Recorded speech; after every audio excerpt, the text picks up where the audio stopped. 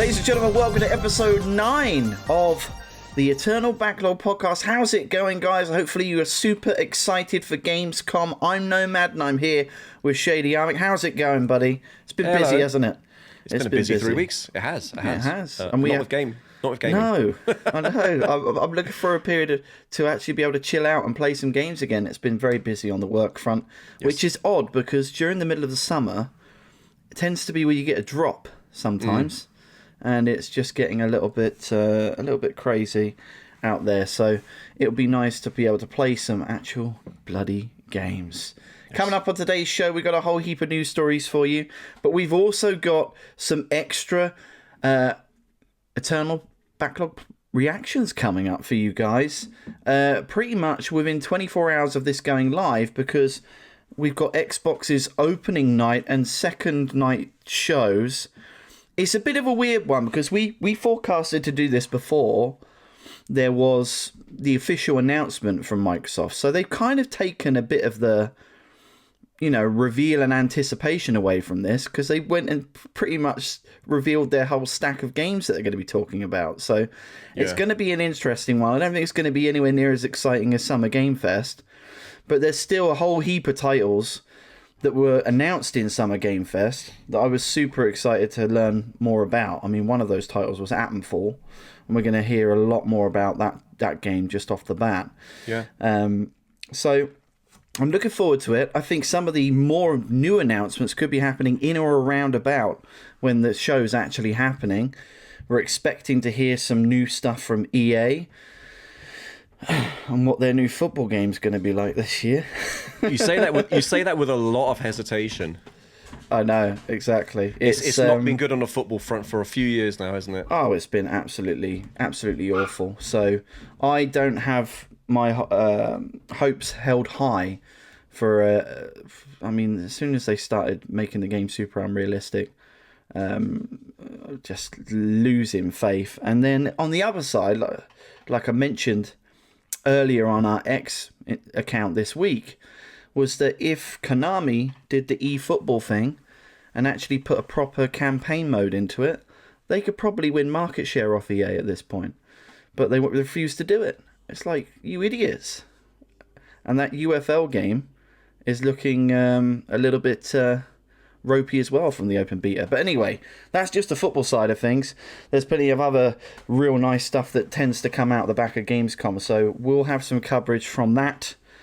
And it's the last bit. Do we get any more like extra sauce before the end of the year? I know we're looking somewhere around about in fall, maybe November, of an Xbox announcement regarding possible hardware from what Sarah Bond said, but in terms of the big shows of the year, that's pretty much all of the major ones, isn't it? Yeah, historically Microsoft has used Gamescom as their sort of excuse to kind of give us that second wind for the end of the year and potentially even beginning of next year. But it is interesting. You make a good point. There's a lot of things that were announced during the Summer Game Fest show that still didn't have dates, and some did, but Indiana Jones is one of them. We still haven't got a release date on that.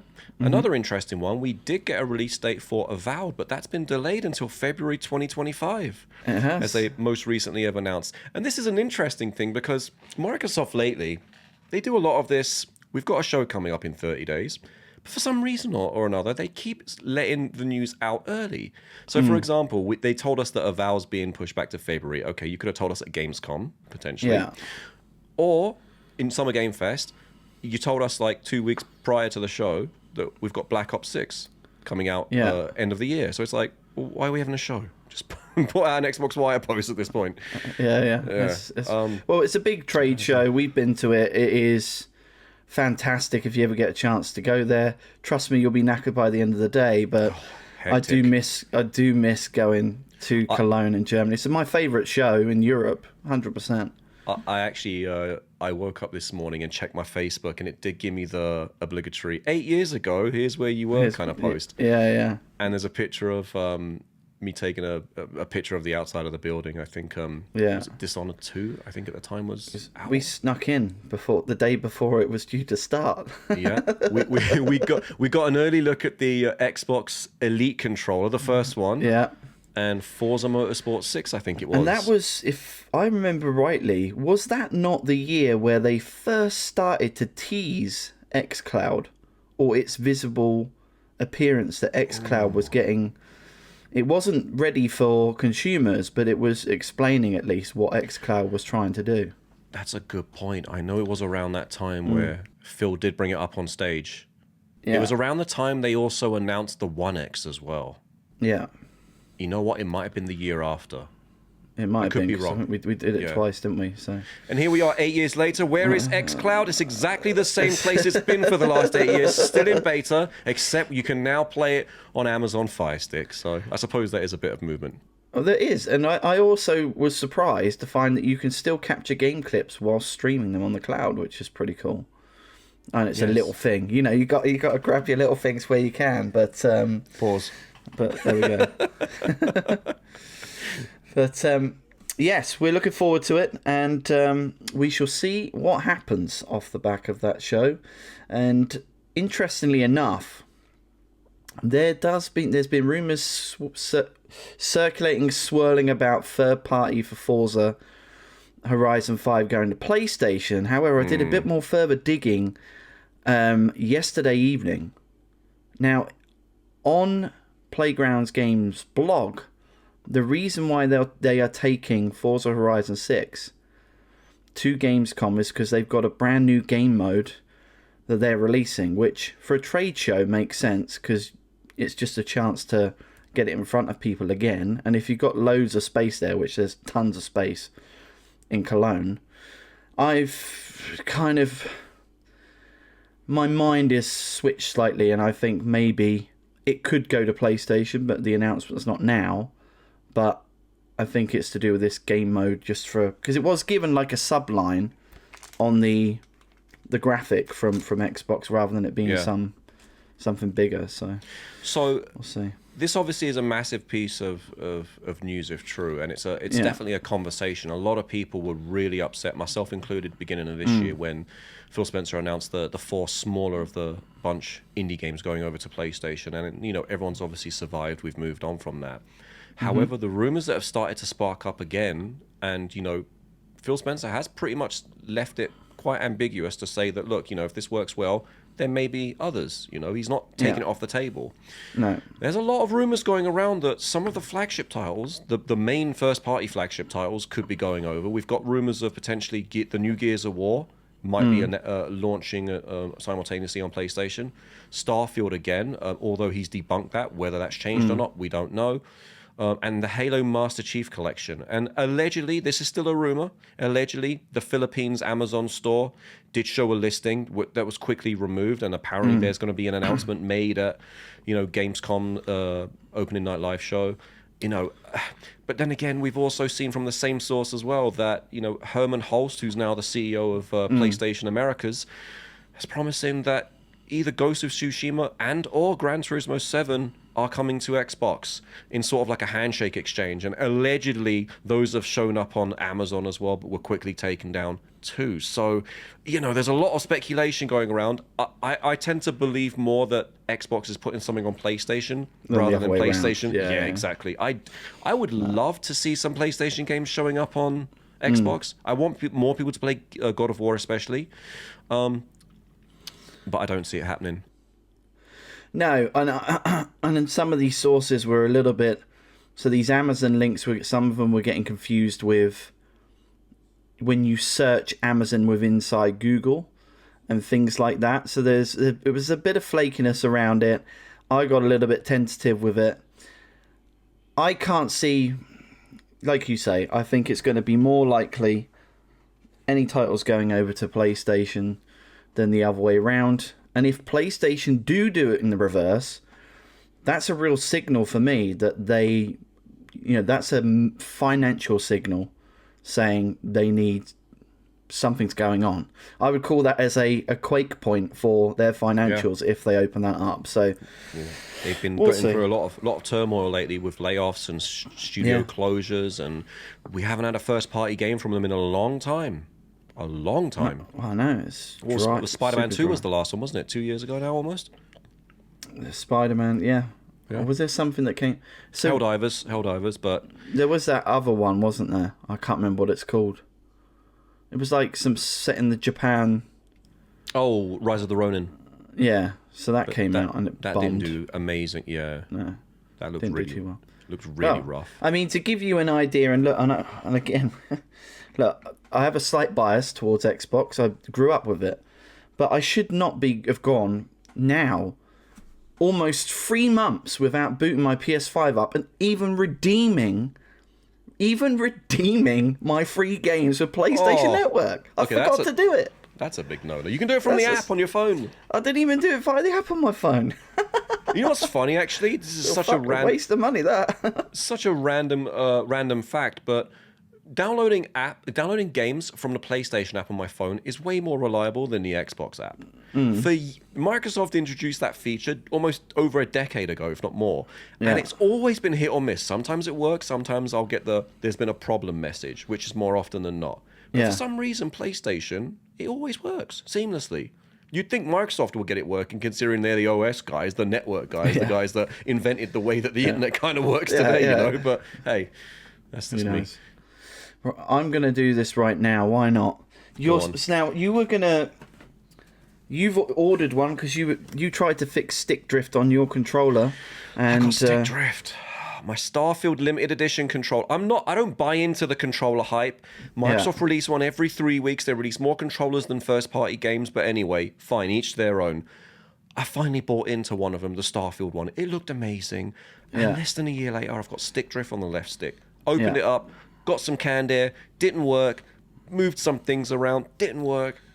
And so I've succumbed. So you've succumbed to what we're about to unbox here, ladies and gentlemen. We have unboxing live on an Eternal Backlog podcast. Yeah, we have the unboxing of the Sky Cipher controller, which we thought originally maybe it would have been the haptic controller, or a series. What was it, the Pro or whatever? Elite 3.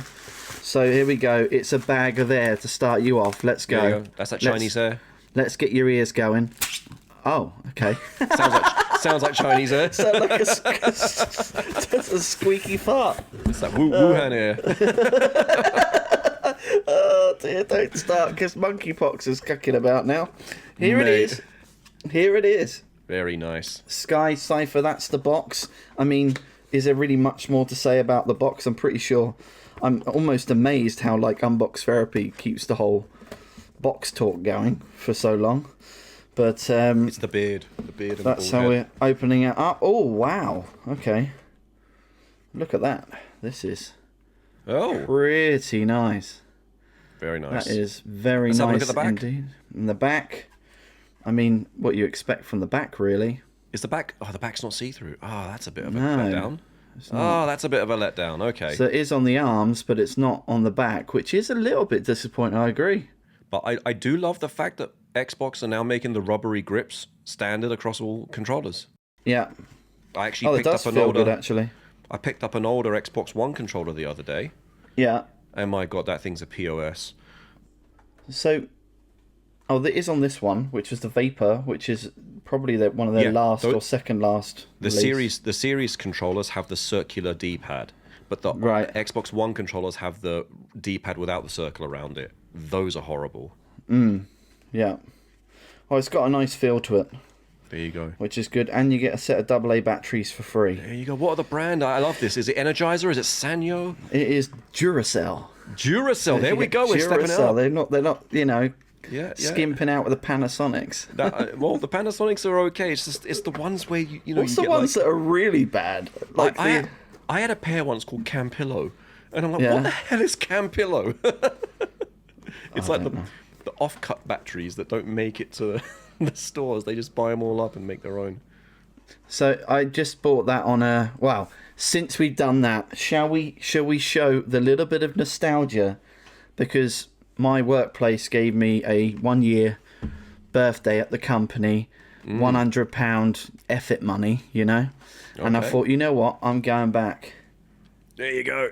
Into Guitar Hero, baby. Aerosmith. We've got the Aerosmith guitar, and I decided to spend the rest on building up that collection.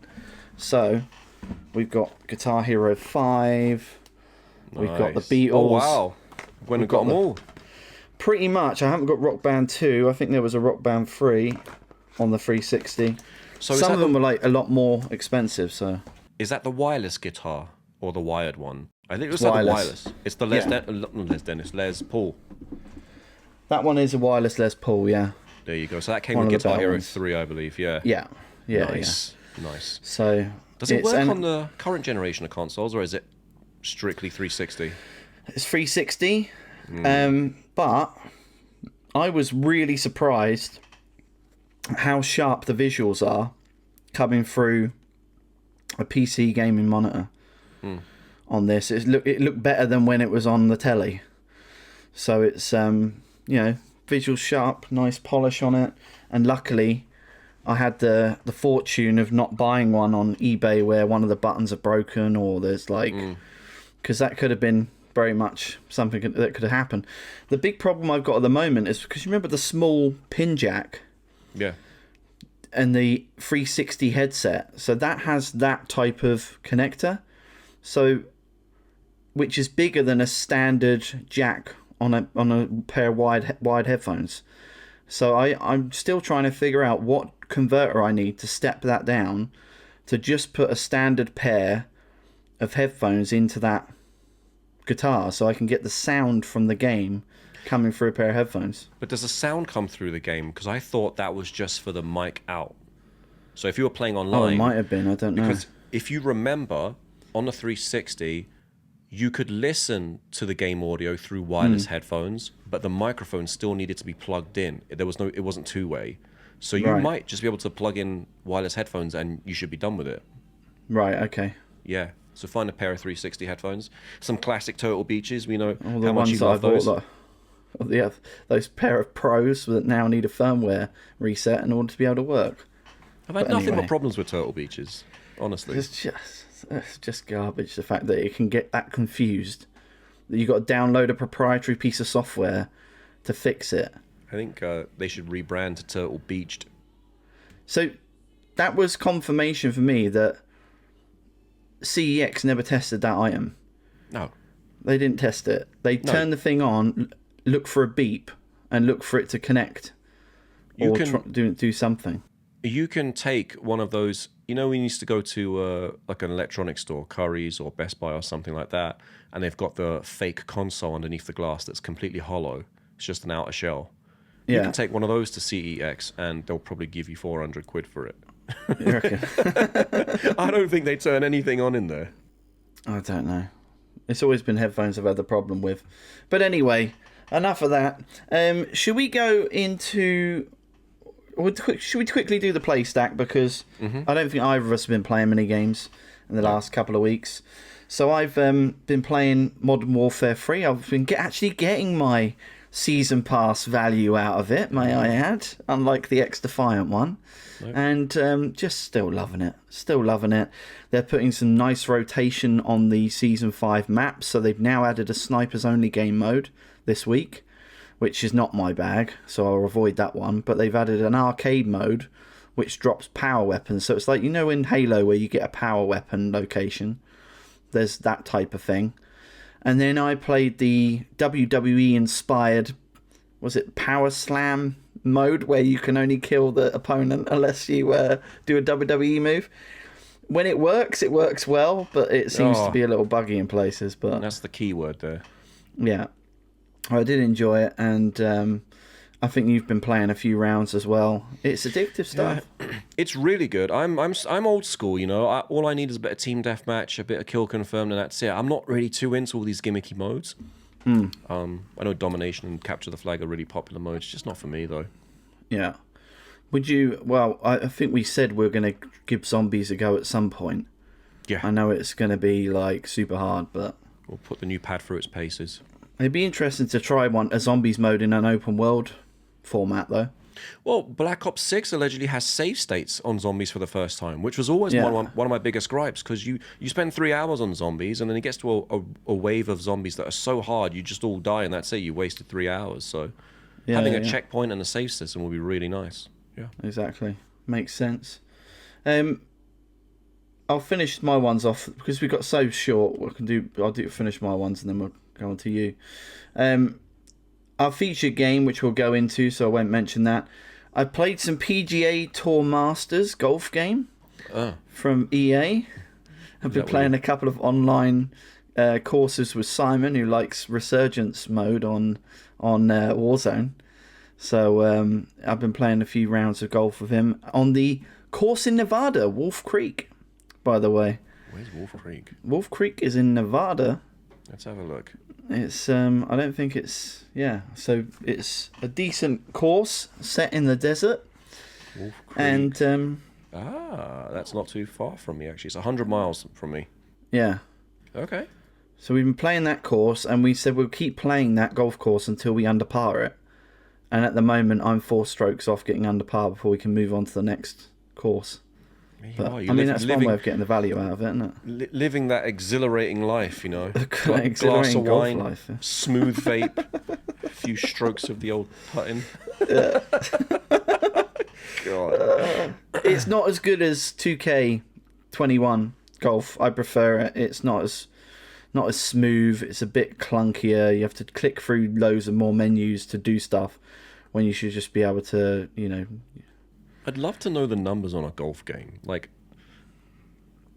what is their threshold for determining whether a golf game is successful? Yeah, like, we're going to invest more into this thing and keep it going. I don't know, but it is a perfect game to stick on EA Play and obviously game as part of Game Pass, because you're more likely to get online matches just from people casually giving the game a go. But the character, this is what annoys me about this game. I have to go back to Tiger Woods 2004 to be able to create a character that looked funny. I had a character on Tiger Woods 2004 called Lamar Bulbhead, who had this giant head and a really tiny body. I just wanted like stupid stuff like that. Stupid character creation that you can do on the WWE games, the 2K WWE games. And it just took a lot of the fun out of it. So I'm just wondering, when was the last time we got a Mario Golf game? I've got one. Oh, there's one on the Switch. I've got it. Yeah, Mario Golf Super Rush. What was the release date on that? I don't know, but it's I mean, I wouldn't exactly say go and rush out and buy it. It's okay. 2021. Yeah. There you go. It didn't feel anything different from the Wii U one, to be honest. So even Nintendo are not dipping their whole foot into the golf. Well, I mean, it's just, it's, you know, who was it who had I can't remember the famous golfer's name, but he did an 18-holer with the T-Man, with Donald Trump, and it just went absolutely viral. And I think all of a sudden it got loads of people into golf. Anyway, let's stop talking about golf. And the last game I played was eFootball, so that's it. I don't need to talk much about that. So over to you. For me, not amazing, nothing special really, to be honest. Same as you, bit of Modern Warfare 3. Yeah. I did finish, mentioned last time, I finished Dark Forces Remastered, so I'm into Ion Fury now, keeping on that DOS adventure, going through my old backlog of DOS-based games. Yeah. Really nice, getting back into that. It's very, very Duke Nukem 3D. It's the same engine, but it's just a different skin. And that's fine, that's all I want. But it's got the hard challenges, the creative weapons. Not a lot of what you find in today's shooters, to be honest with you. The weapons are pretty stale. They're all kind of tried and true. But going back, you know, a lot more experimental stuff.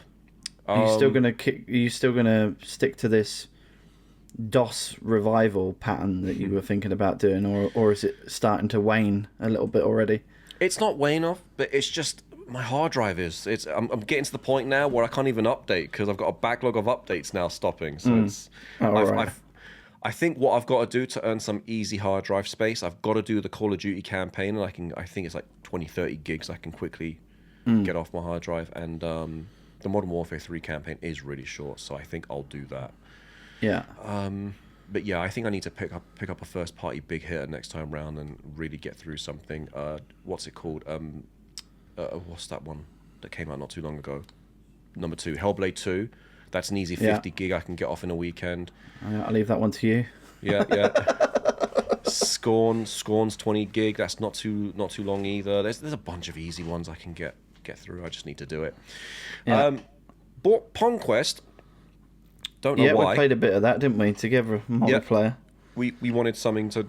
I don't know why we actually wanted this, but it was on sale. I don't know. It was lazy is the answer, I think. We must have been updating something. We couldn't play something, and we said, "Screw it, let's just." It was a $5. It's Pong with power-ups and a quest mode, little dungeon crawler Zelda type quest mode, which is actually pretty fun. I dare say. I've played a bit of it. I think I got to the 4th level or something. I only got to the 2nd or 3rd, but yeah, it's all right. rinse, repeat, rinse, repeat, rinse, repeat. Yeah. It's nothing special. I don't know why it really gave me Binding of Isaac feels. It's just a different view, but exactly the same almost. And then I suppose we should just really get into it. The game, our feature game, which we've both played as well. Crime Boss Rockay City. So we mentioned this indeed on the last podcast, and it came on sale like clockwork, and it was just the universals that pointed towards the fact that we should do this as our feature game this week. So I'll hand over to you. How have you found my recommendation? Well, it has the veneer of a game that's got a slight cheapness to it, and so it's got that little hint of budget quality, but I think if you give it some time, it starts to grow on you. Yeah, it's one of those. But it's a looker, though. It is, yeah. I quite like the fact that you've got that star power in it. So we're talking Michael Rooker. We got Kim Basinger, Danny Glover, Damien Poultier. I'm not quite sure who he is. Chuck Norris, Danny Trejo, and Vanilla Ice to round it all off. That's star-studded. What else do you want? They probably spent most of their money on getting the stars. Yeah.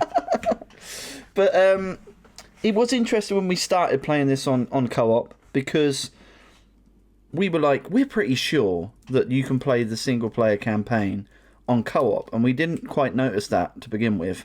So we started off just doing some heists. Yeah. Which was, I think we started off in a bigger style bank, and then something tripped the alarms off, and all of a sudden we were fighting robots after about 3 or 4 waves of security guards that got a little bit stronger with each wave, but it was really those security bots that started to give us a bit of a problem. So we played a few of these kind of, rotational heist maps is the best way to put it. There's not really any story or anything that comes along with that. It started to grow on me a little bit, but I think when we started to get into that campaign bit was when I was like, oh, actually, these are nice little bite-sized morsels. They didn't feel like overly too long, each one. And it was just nice because they felt quite a bit different from each other. Yeah. So we started off in this, what was it, tiny, like a small local regional outback bank that you would rob in GTA 5 type thing. Mm-hmm. And then we ended up in some, what was it, like a bike? It was like a mechanics, mechanic garage or something like that, and you had to break into the office and steal some, I don't know if it was money or documents or something, but you clearly see what's going on with the story. You start off as a small-time, thief, and then as you work your way up, I can imagine you start to get the big jobs. Yeah. And I think that, if I remember rightly, in total for that co-op campaign, there's 18 missions where they're kind of spread over a pack of 3. So it's like 6, 12, 18, 3 blocks. There's like 3 acts on this. And we will at some point go through and finish the rest of them, I think. Don't forget the DLC as well. I think there's 2 or 3 DLC packs. Have we got to pay on top of that, or were they included in the bundle? Most likely. You don't want to go through the DLC. I mean, it's not gripping. I don't know. So we found this game was totally dead online, and the one guy that did happen to come on whilst we were playing got a few rounds in with us, and goodness knows he must have been waiting hours to find someone else to be able to play on it. So they've got 20% XP boost off the bat, level 20 off the bat for you when you started this game, and I think that's because perhaps it was a bonus for doing the trial I went into the options menu, came back Yeah. out, and it leveled me up. I don't know why. Okay. All I did was invert my right stick. So you may want to try Yeah. that. Get 20 levels of XP. So some glitch on there. Maybe. So as you play through and rank up through these missions, you will be able to unlock new characters. We've all got different abilities. If you're playing this realistically on co-op, you're going to have 2 NPC characters kicking around with you. They seem intelligent enough. That was one of the things that I was like, are they going to do something stupid like run into walls and keep doing things that is just going to mess you up in the game? Like, I remember the first Wildlands game from, your characters you were controlling sometimes got spotted and then ruined the mission for you. They actually seem quite intelligent, so even though you have to use them, or you don't have to, because they'll do their own thing for a little bit sometimes, it seems like they'll follow your commands at least and do what you want them to do. But you do have to make sure that you keep them alive, because when you try and bag your loot, if they die, you pretty much lose, unless you pick the bag up that they were carrying. You're pretty much screwed. But it's interesting that this game could go... You could start off a heist and it could go either way. So you could have a perfect run where you're totally undetected until the point that you... in the last bit of opening up a safe, and then you start to get, just for entertainment factor, you'll start to get some action, some shooting action in it. You've got those additional objectives that you can do to get 3 stars, perfect route through the level, or things can just, for no reason at all, go completely haywire off the off. So there's little set pieces that can happen. I think that's to encourage replayability and for you not to be able to 3-star absolutely everything every single time, perhaps. I'm not sure. Yeah. But I enjoyed it. Is it something that I would say people should go rush out and play? Probably not. But it's not bad. I've played some right hot garbage. This isn't hot garbage, but it's just one of those ones that I'd say even go and buy it cheaper than what we paid for it. Yeah. I think, so the question then becomes, are you going to see this thing through to the end? I think those missions on the actual campaign were a lot more entertaining than the heists. Those heists, which were purposely longer and beefier in size of the level, they kind of lost me a little bit. I think those are for XP grinding, if I'm honest with you. Yeah. If you need to just level something up, that's probably the way you do it. So I will be interested in finishing that one, absolutely. Unlike maybe Grounded, which it feels like we could be playing that game for 2 years and still not complete that one. I'm curious, though. Yeah, I don't know why. I've just got this curiosity about Grounded. I feel like we're missing something with that. We probably are. But we need to maybe it's a Christmas break one to look back into. Who are we kidding? We've got Black Ops 6 coming out in a couple of months. No, yeah, what exactly. are you talking about, man? Exactly. And Indiana Jones, and oh, man. I will say this, the licensed music in this one, you've got to be careful. If you are interested in picking this one up, may I recommend that if you do have an Xbox that has a disc tray, or a PlayStation that has a disc tray, which, yeah, well, they all do, pick this one up as a physical copy if you can, because there is so much high-octane licensed music in this, it's going to get delisted from the store at some point. Mm-hmm. So we're going to have to complete it before it gets delisted, because you can guarantee that's a delisted title right there, straight off the bat. Yeah. Just a bit of back history then. So the aggregate scoring for this title, and I think they're a little unfair here. So it got an average overall. Oof. PS5, 43 out of 100 average. Xbox got 52 out of 100 on average. But then you look at some of these review scores. Game Informer, 3 out of 10. IGN, 4 out of 10. NME, 2 out of 5. And Shack News, 5 out of 10. What would you... Because we don't really tend to do scoring, but let's just, for argument's sake, where would you score it? I'm sitting more about a 6.5 out of 10, if I'm honest. Not the most amazing game, but it's not a bad game. It's not broken. It works, and truth be told, we actually had fun. There was one point we were tossing bags into the back of a van, and I'm running back and forth, grab the bags, you're up there grabbing bags. It was fun. Yeah. It wasn't bad or broken. And I've said this on previous episodes.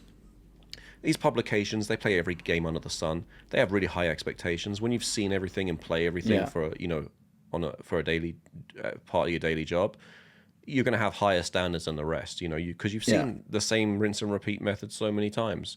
So I absolutely agree. These are really harsh scores. It's not a 3. A 3 out of 10 is a broken game. Yeah. This isn't broken. It's fully functional. It's feature complete. Exactly. With a level 20 boost for inverting your analog stick. Huh? Gave me the tickle. Gave me the tickle. Just the last word then on this. So there are upgrade systems on this. Did you notice? Because we barely scratched the surface with the upgrades. Did they really make any difference to you when you were playing it? I'm trying to remember what the upgrades were. I got a grenade that gave me visibility of all like security cameras and enemies on the level. Yeah. But it was only within a certain blast radius of that grenade. It was okay. It was useful. I think the guns make a difference. So all the cash that you do loot on those heists, you get to keep. Yeah. So as you're waiting for the next game to start, head on over to that store and you can upgrade your weapon or change it entirely. It's very Call of Duty-ish, actually. It's broken up by category of gun, long range, short range. You want to get up and personal with brass knuckles, you can. But yeah, that totally changed my playstyle because I stuck with a particular automatic for quite a few missions and then said, you know what, I'm going to spend some of this money. And then the mission suddenly became way easier once I'd gotten that full automatic rifle of sorts. So yeah, it worked. My favourite level that we played so far, which might actually ironically have been in the heist playlist, and it might have been the story where you've got to rob the train, get out of the subway, and then you got to go all the way across the street on the top floor and do the van switch, and then get out of there. But it's interesting that I could get on with this, but when I tried to give Payday 2 back in the day a good go, it just annoyed the hell out of me. That's a weird one. Maybe I just wasn't acclimatized to those styles of games. I don't know. Yeah, but it's funny you say that because that's exactly the impression I got as well. I was like, this is Payday. But it's just, I think what it is this just feels more modern.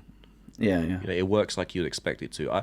I've got this thing where I'm just really against any game, especially games where you play online. Any game that doesn't have like a main menu party system, right? I hop into a game. I want to invite you, and then from there we pick a mode. I don't want to go into a mode and then invite you because that limits what we can do. You know. So this game, it's modern. It works. I think it's Unreal Engine 5. It's a very good looking game, and you get 4 players, human players, you could really have a good time with this. Yeah. So that is Crime Boss Rockay City. So if you want to... Hate the name. Yeah, it's Rockay. It's stupid. That's the one thing I will say. It's a stupid name. Yeah, exactly. So that's that. So if you do want to check it out. And you might want to check this out. So just before recording today, Shady found a very interesting headset. And it sounds like if you're serious, especially if you're a multi-console gamer as well, this could be well worth taking a look at. Yeah. What is it? It's nothing new. That's the funny thing. This flew right under my radar. It's about 6, 7, 8 months ago. Don't know why this came up. Actually, no, it was on Instagram. I got one of the adverts. Yeah. Don't click on adverts, but this got me. It really did. The Astro A50X. Okay, we've all heard of the A40s. Very popular. Was probably the best headset of the 360 PS3 era. But the A50s, why are they so important, and why am I going mad over them? Well, ever since we've moved into this new generation of 4K variable refresh rate gaming, we've had this very tall order of having to use HDMI 2.1 cables and hub switches and all this type of stuff. And what caught my eye was the charging dock for the Astro A50X has an HDMI switcher built into the back of it. And what do I mean by that? Well, imagine you've got your headphones sitting on the stock charging. It's got 3 HDMI ports on the back, connected to an Xbox and a PS5 and a PC or Mac simultaneously. Now, the second part that's really interesting is you never find headsets where you can connect to a PlayStation and Xbox simultaneously. It's either one or the other, plus a PC or a Switch. But this does all three major platforms, and you can connect it to a Switch, I believe, as well.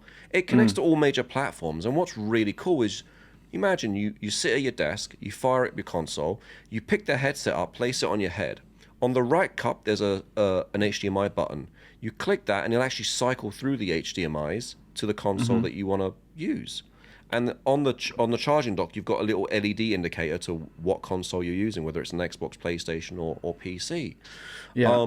24-hour battery, which is a big plus for me because I've got a 24-hour life battery now, and I charge it maybe once every 2 months. Really comes in handy. It's got fabric cups. A lot of people tend to... There's a negative kind of impression with fabric cups. People tend to think that they're a lot cheaper, but actually they're a lot more breathable than the fake pleather or leather or whatever have you. So there's that.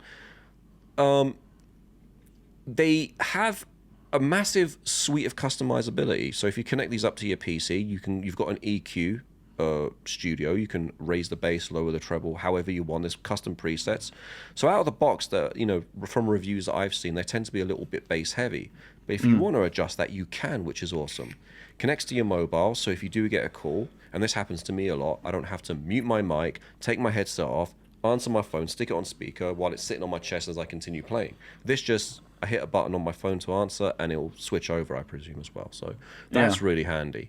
But it seems like it takes all of the common problems that we've had in modern day gaming and put it into one, especially having all three consoles and the HDMI switcher as well. Because those HDMI switchers can be pretty pricey if you get a good branded one. There's a lot of, crappy knockoffs. So that's switching over your video signal as well? Yeah, your HDMI goes from console into the dock, and then from the dock, it goes into your TV or monitor. Right, It's really impressive how they've done that.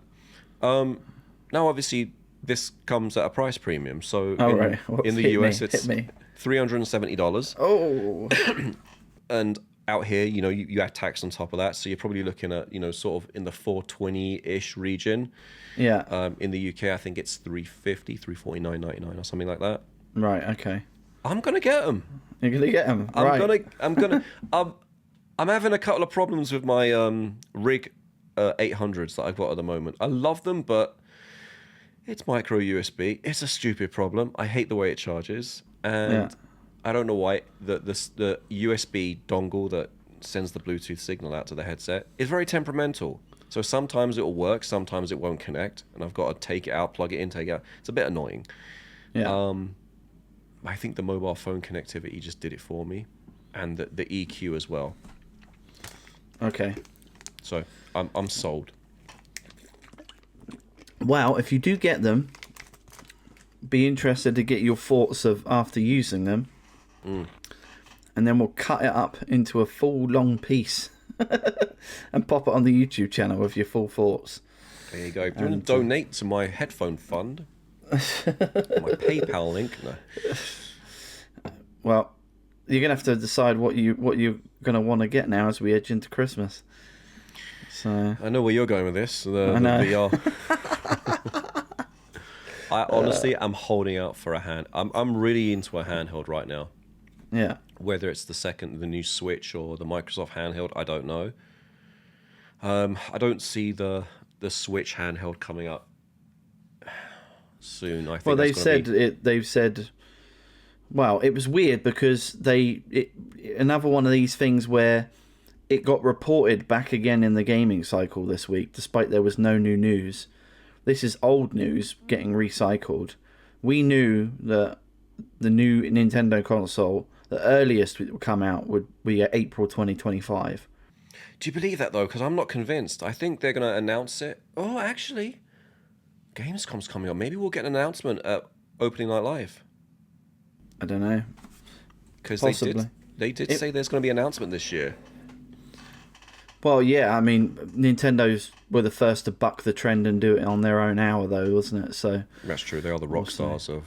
Yeah, it'd be in a Nintendo Direct with a guy in a really tightly fitted suit. Do you think he'll give it the old? Probably. Finger click. But we'll see. What are you more excited for, actually? It's just a quick question. Switch 2 or the Xbox handheld? Well, because I've already got a Steam Deck and I can cloud play any Xbox game on my machine and play any game on the xCloud, unless Microsoft allow me to take my game library with me, every game that I own, and offline it for 30 days before I have to re-authenticate, then I'm going to be hard sold to even get one. Because I don't go out and about and use it all that much. So I can just remote play for the most part.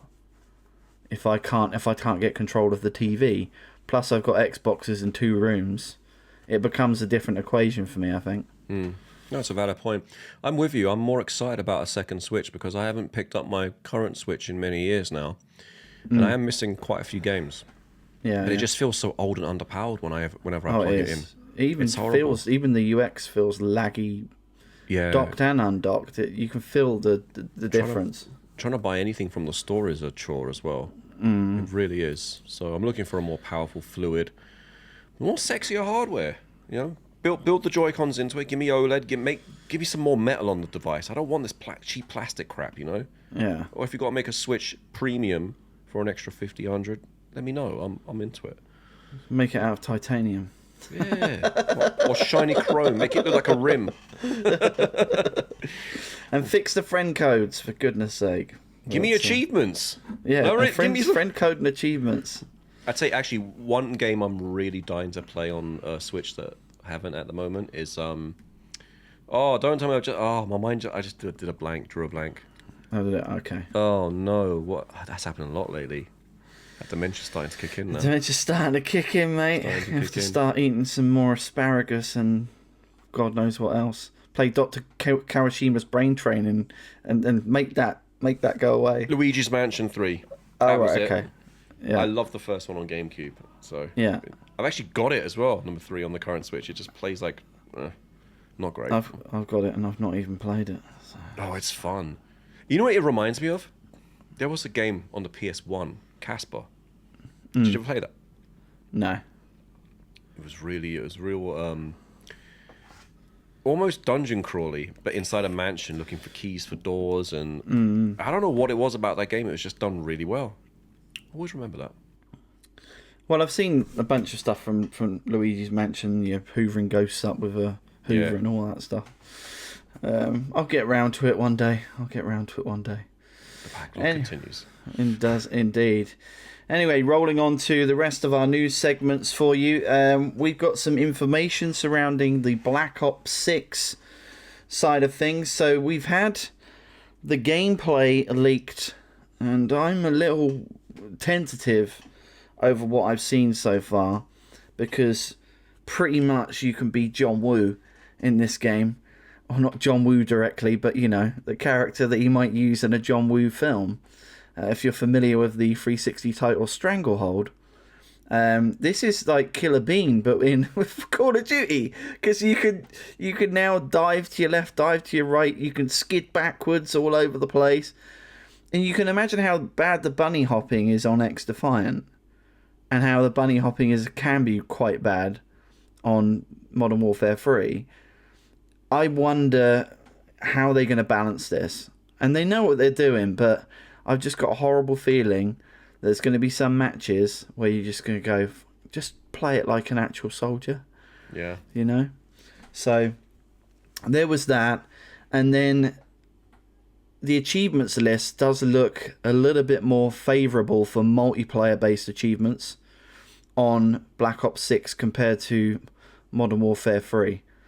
So Modern Warfare 3 felt a little tilted to the campaign side on the Gs, but on this version it seems to be the other way around, which kind of, considering I'll be playing more on the multiplayer side, that works for me. But there's always been a small handful dedicated to the campaigns, but zombies, whenever zombies comes around, whenever it's a Treyarch year, a lot of achievements for zombies. Yeah, so it seems to be less tilted on Black Ops. And then for the third podcast in a row, we have an MT update. Well, I mean, it's not much of an update, is it? But did you want to roll this one, because it's only a short one, but So for long-term listeners, you know how passionate I am about my fighting games and how upset I was that Marvel vs. Capcom Fighting Arcade Collection is not coming to Xbox, allegedly due to lack of MT Framework pipeline publishing. So according to Jez Corden, Microsoft is actively working alongside Capcom to fix it. Apparently they've identified that not having Capcom's back catalog is present on Xbox is due to a technological reason, not a timed exclusive or financial reason. And apparently they're working through those issues to try and get it back on. Now, I don't know how much weight that holds. I do find it interesting that they announced the Marvel vs. Capcom collection only a month or two ago, but they were very vague about the date. They didn't give us a date. They just said 2024. And we're already halfway through 2024. So normally when games are about 6 months away from release, you can kind of lock in an actual date by now. But something tells me that they want to release this simultaneously with the PlayStation and Switch versions. So that gives me a bit of hope. They said 2024. Once they fix that Xbox issue, they'll line them all up so everyone gets that fair treatment. I think that's what it is. It would be nice if they stuck in a little shadow drop trailer with a release date during the Xbox show. Just give and to say sorry, we've added Master Chief to Marvel vs. Capcom. Playable character. Yeah. So I'll be over the moon, and that'll at least hopefully address the SVC chaos issue that also is facing the same thing as well. Well, we shall see. And speaking of a little bit of nostalgia, yes, I'm looking forward to this because I liked Control, but when it comes down to brass tacks and Remedy, it's Max Payne. Max Payne for me has always been the je ne sais quoi when it comes to the story writing, creating this real moody-esque nature. And of course, it was one of the first games to use bullet time shooting, that at least from my memory. And they have now announced that both Max Payne 1 and 2 is going to get full remakes. So I'm very much looking forward to that. So what was it saying? Oh, it's into production. Yeah, just want to correct you on that. So they did announce that they were doing the remakes about a year and a half ago, but like you said, it's entering full production now. So that makes me very happy as well. I hope they sell them as a bundle. Yeah, it would make sense, wouldn't it? Yeah. They might do it similar to what was the Soldier? Was it the Soldier of Fortune collection that got redone? And they dumped. They redid that? Maybe I'm getting mixed up with. Is it Stalker? Stalker, yeah. That was a Stalker then. Soldier of Fortune collection would be. That's oof. Well, I mean, it's one of the few things that haven't been done alongside the ones we keep mentioning.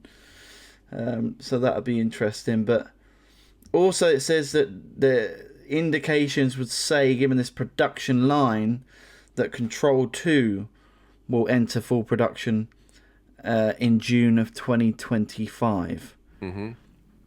Yeah. Now, again, I'm not sure whether... it's so annoying that game got ruined for me in terms of that glitch happening. It is, because... So you mentioned that, for you, Max Payne was kind of the cream of the crop, but... when you boil it down to core mechanics, Max Payne was a very basic game.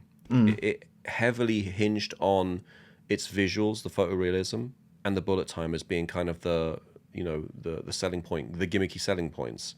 Yeah. That's it. You run into a room, you kill all enemies. You run into a next room, kill all enemies. Jump upstairs, you kill all enemies. That's literally the core of the game.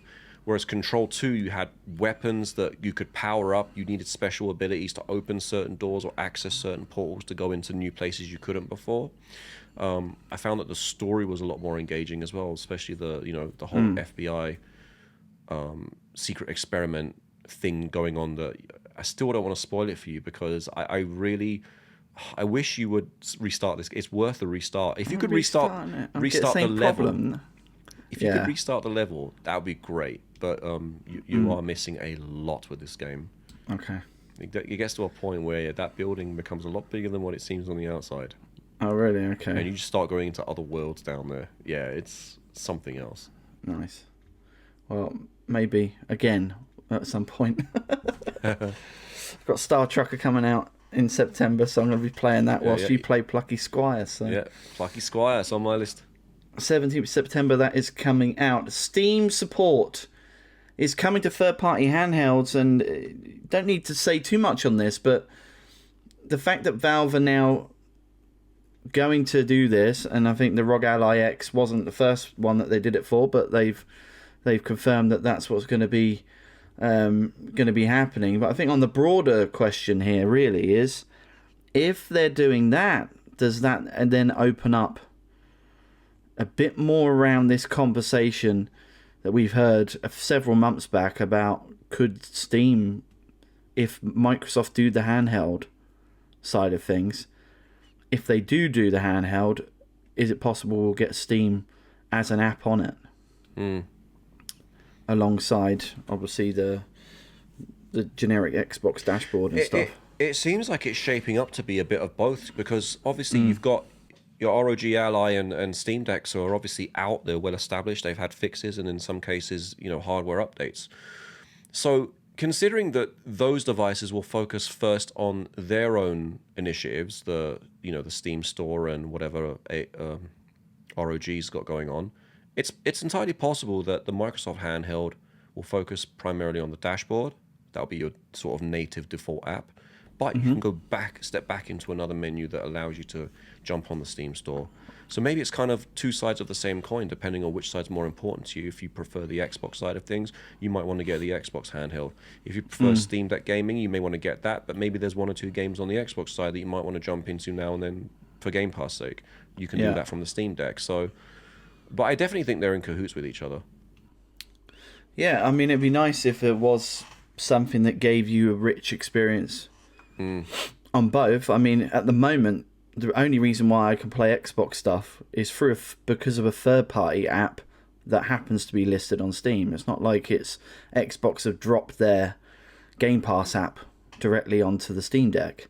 But what happened to Backbone? I thought you loved Backbone. I still got Backbone. You're paying $30 a month for it. No, I didn't. I cancelled the $30 subscription.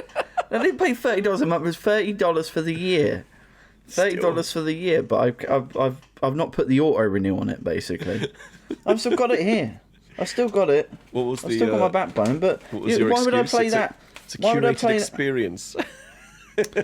Why would I play Xbox on that? Oh, you can tell the dust. Yeah, it hasn't been touched in a while. That's got a thick coat on there. That's got a lovely sheet. Why would I play Xbox on a tiny 4.7-inch iPhone SE when I can play it on my Steam Deck OLED? Some would argue iPhone 16 is coming out next month. Yeah. There you go. I'd have to get the updated Backbone for that, wouldn't I? That's the problem I have. I ran into it. You ran right into it. Dear. Backbone's one of those things. It's like, it's good if you already have the phone and everything the way it is today is okay. But if you're more of a hardcore gamer and you expect a little bit more, it's not going to cut it. It's just not. Yeah, I mean, it's good. I wanted it to be able to play my iOS game collection, essentially, with using an actual controller layout. What iOS games are... There's loads of iOS games. No, I know there's loads, but they're all microtransaction-based games now. No. It's not like... now they are. Yeah, but it's not like the days of 2008 where every game was a banger. Yeah, I've got collections like of 60, 70 games that I bought. Subway Surfers. Oh, I don't need a controller for that, but there's a heap on there, and including, what was it called? It was the new Rainbow Six game, which I played a number of episodes back. But anyway, sounds memorable. Yes. Small Rainbow Six Small. There you go. Each to their own. Well, I've pretty much got a setup for everything, right? So I'm not complaining. Then the good news. We got some very, very good news indeed in the fact that Krafton, who owns PUBG, has gone and bought the studio behind Hi-Fi Rush, Tango Gameworks. And rather than Microsoft fully closing it down, it seems like there's been something that's happened before the thing got you know, like the dots and the I's with, what is it over there? It would be like, not HM Revenue and Customs here. Oh, the IRS? It would be the IRS or Company's House, you know, that type of thing, where you declare something as being bankrupt or whatever. Oh. Or shut down, or you liquidated it. Liquidated, that was what I was looking for. But the acquisition was announced on August 12th. It does mean that they at least get the IP rights for Hi-Fi Rush, but any of the other games that was done by Tango is technically owned on the Xbox side. So things like Ghostwire and things like that. So I'm just glad they've managed to get themselves in a better place. It does mean that the Hi-Fi Rush series doesn't necessarily, you know, there could be more from the Hi-Fi Rush series itself. But it's nice that there's actually a positive news story after come back out of what was, well, you have to go back to the episode where all of this news was announced when Microsoft did the whole layoff. It was very deflating that week to hear all that news, and it was nice for it to come off onto a positive note. And the fact that Hi-Fi Rush 2 is a potential possibility is good news all round. So I'm not quite understanding this, because they, if really what it was just to, you know, alleviate. Oh, I can see FedEx has just arrived. That might be my Microsoft controller. We had to get the second unboxing. You might hear the ding dong just in a second. We might get the second unboxing of the Sky Cipher. I wonder if it's any different over in your. Nah, it'd be the same thing. Nah, it'd be exactly the same. We're all made in China. So, yeah. Sorry. So there you go. There's the ding dong. There it is. So what's confusing for me is that if it was a money issue and you wanted just to, you know, limit your expenditure, rather than announcing you're closing the studio, why wouldn't you just put it up for sale secretly on the back end and kept the game alive, the game or the studio alive? To announce you're closing the studio in May, and what are we now, August, May, June, July, August, so 3 months later, they've now got a buyer all of a sudden. Well, I was under the impression that the studio was closing at the end of the month. Pack your boxes and get out by this date. So what's happening then? So management have kept the lights on and sold the rights or whatever? Because I've seen also that they're now reaching back out to ex-employees, asking them to come back for, you know, to resume their positions. Yeah. Which, you know, I can't imagine there's many people after 3 months available to come back. So you may not even get the same caliber of creator back at that company. You know, so there's a lot that I don't understand here. No, I've got a feeling we'll probably learn a bit more about this over the coming weeks, because there's obviously people have reached out for comment on it, but there's been no real follow-up. You know what's going to happen, right? What's that? Summer Game Fest 2025, Microsoft announces they're buying PUBG owner. What are they called again? Crafton, yeah. Crafton. We've just acquired Crafton. Can you imagine? Yeah. I don't have to. I know it's coming. I know it is. It's going to be the same thing all over again. But allegedly, and again, this is all rumors. This show full of rumors. Apart from Rock City, Crack City. What is it called? Rockay City. Rockay. Everything's a rumor. Allegedly, Phil Spencer's been given the green light that we've now let the ink dry on the Activision deal. We're now open for business again. The checkbook's coming back out. Is it really? It's coming back out. Apparently, we don't. Okay. I imagine if they do acquire someone, it's going to be on the smaller side, because they're not going to want to go through that again. Yeah. But I don't know if that's a good or a bad thing, because Warner Brothers has also opened up that it's going to be selling its game division again. Oh, yes. This is something that keeps coming up once a year. Warner Brothers is desperately trying to sell their game division. Then they say, actually, you know what? Mortal Kombat's doing well. We're going to keep it. Oh, no, let's sell it. It's not doing great. Can someone buy Warner Brothers, please? I'm tired of seeing these guys not have some stability in their career. Ed Boon is probably breaking it right now. He doesn't know when he's going to be laid off. Yeah, I don't know. I would have said, I would have strategically, as I mentioned in the previous episode, go on Microsoft, buy Hazelight. Who's Hazelight again? Hazelight, It Takes Two. Oh, It Takes Two. Yeah. I don't know.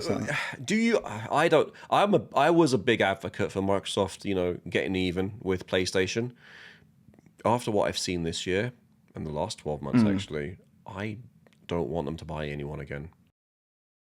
Well, I don't know why they can't just do exclusivity deals and let these studios stay in situ and be able to run independently, but they just do, some type of, and at least that way, those studios are not beholden to Microsoft to, keep the electric on. Or if you really want to own first party, create new first party studios. You don't always have, you've bought a bunch of stuff. You bought 30%, 40% of the industry in this last couple of years. Yeah. Start some new studios. Get a iconic studio head, whether it's Shinji Mikami or someone on that level. Yeah. And get him to create to his heart's desire. Or I've had this idea that we need to start creating more Kojimas. Right now, because we know Kojima season's around the corner. He's got an exclusive game on Xbox coming up. He's got the exclusive game on PlayStation also in development. And on the last PlayStation showcase, he got Death Stranding 2. He also announced that they're starting conceptual work on the new Metal Gear. So Kojima, and we got Jeff Keighley around the corner, so he's going to be on stage again, of course. Yeah. And then the video games is in the Video Game Awards. Oh yeah, we got the Video Game Awards still to enjoy this year. Yeah. Kojima's going to be there as well. Yeah. But I think this is probably the last major round we see of him. So we need more Kojimas. We need more, Todd Howards. We need more of those pioneers. You know what I mean? Yeah. I think we leave Blazinski where he is, but we need more of them. Well, he's doing comic books now. Isn't he? So. He's doing comic books, and he tried to create, what was it? The PUBG thingamajig a few years ago. Can't remember. It's funny how his name always gets brought back up every year. Gears of War anniversary. Do you remember? He just had that. Like, it was very Xbox. Xbox were trying to be this new, kid on the block.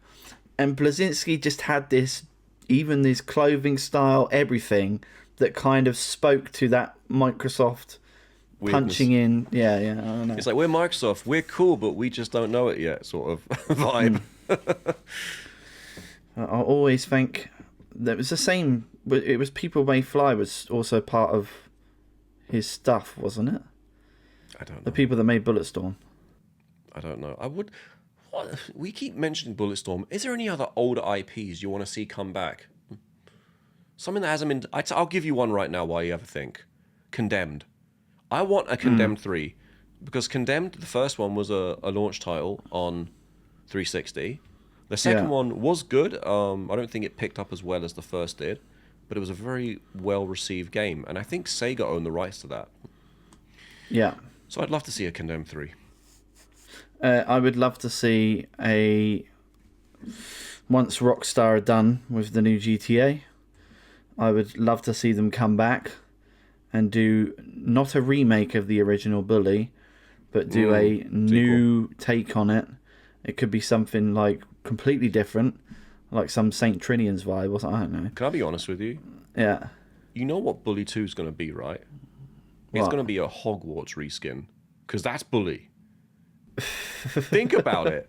Minus all the fantasy and the cloaks. Yeah. It's Hogwarts Legacy. And I think that really scratched my itch. Yeah. But, without the swearing. And then a new Manhunt game would be nice. Yeah, I don't see that one coming out, to be honest. No. Just controversy surrounding it. Well, definitely. How are you feeling about a new Smuggler's Run game? Don't you think I played the original? Rockstar, that was a launch title on PS2, one of the more disappointing launch titles. PlayStation 2. I don't think I even played it. I played Midnight Club. Midnight Club was naff, though. I think that game got way more acclaim than it deserved. Yeah. Such an overrated game. It wasn't as good as Project Gotham. And then they did the dub edition. Wow, okay. But anyway. Yes. But yeah, we'll see what happens next week in terms of Gamescom. But we got one last story for you, and it's the fact that Hollywood has managed to mess up a video game adaptation again. Fallout, the series on Prime, is still the creme de la creme, because we've just had the scores come out for the Borderlands film. I mean, already, Borderlands never really had much of a story to begin with, so they could have gone anywhere with this. And they've absolutely scuffed it. 6 out of 100 coming out of Rotten Tomatoes. And we got some quotes for you here from some of the reviews. And some of them are pretty scathing.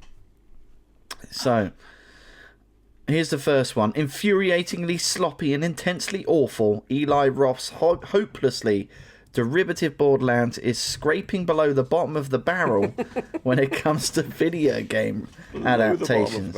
Yeah. Borderlands is the empty loot box of video game movies, promising a lot but delivering no rewards.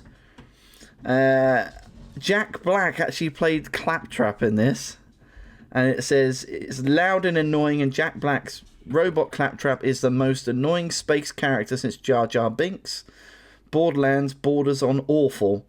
And then the last review quote here: there are still many cinema turkeys headed our way before the year closes, but this sci-fi gobbler mixes inept directing, terrible writing, indifferent acting, and god-awful CGI into such stupefying boredom, it feels like nothing could top it for badness. So, Borderlands one to miss at the cinema. Don't waste your view tickets on any of that jazz. It always looked from the trailer like it was going to be rubbish as well.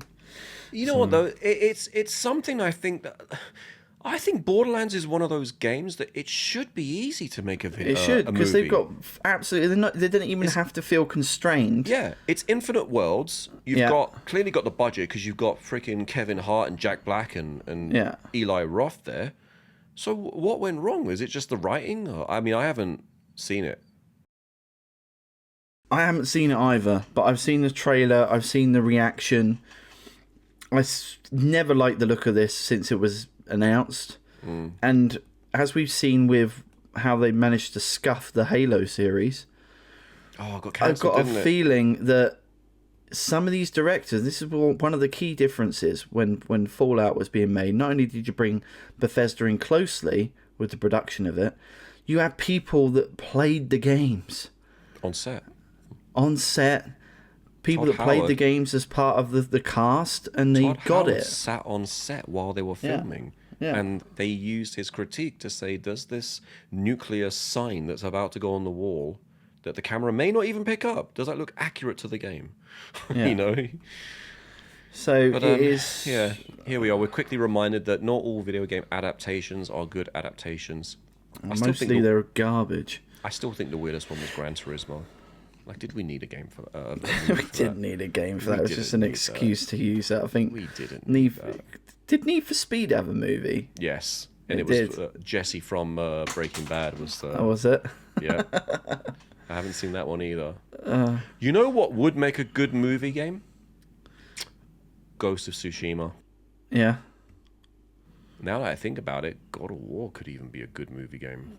Well, I swear I heard that possibly God of War might be getting a film, you know? All for that. You got to play that game. You've got still haven't done it. I know. Oh.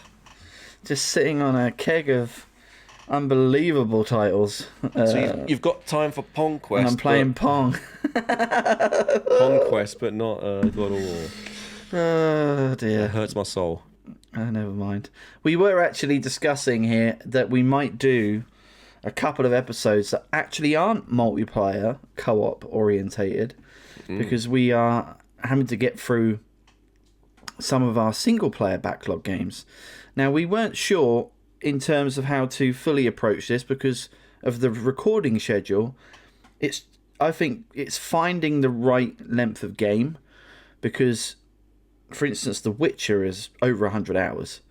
So you would have to have that going on with something that was less than a 10-hour game and have that stacked several episodes ahead to be able to finally do something on The Witcher. There's just so much content.